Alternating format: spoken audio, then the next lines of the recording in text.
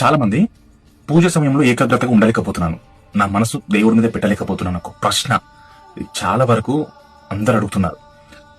ఏకాగ్రతగా ఎందుకు ఉండలేకపో? ఏదైతే నువ్వు దేవుని స్మరణ చేస్తున్నావో, ధ్యానిస్తున్నావో, నీ మనసులో ఒక్కటే పెట్టుకో. నీ ఏకాగ్రత ఏంటంటే నువ్వు ఏ ఏ దేవుడికైతే మొక్కుతున్నావు ఆ దేవుడిని మాత్రమే చూస్తూ ఉండు.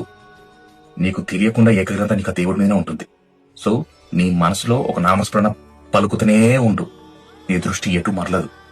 ఎందుకంటే అది చేస్తా ఉండు.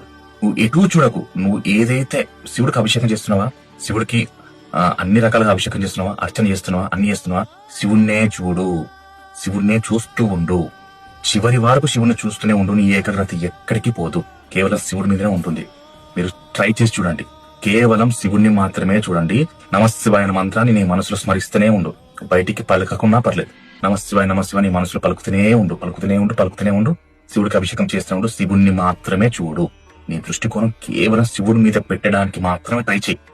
నీ ఆలోచన ఏకాగ్రత ఎక్కడికి పోతే కేవలం శివుడి మీదనే ఉంటుంది. నువ్వు ట్రై చేసి చూడు. మీరు చేస్తుండగా మీరు శివుడిలో ఖచ్చితంగా లీలమైపోయి మంచిగా మనస్ఫూర్తిగా అభిషేకం చేస్తూ ఆ తృప్తిని, అనుభూతిని పొందుతారు. ఖచ్చితంగా మీరు ప్రయత్నించి చూడండి.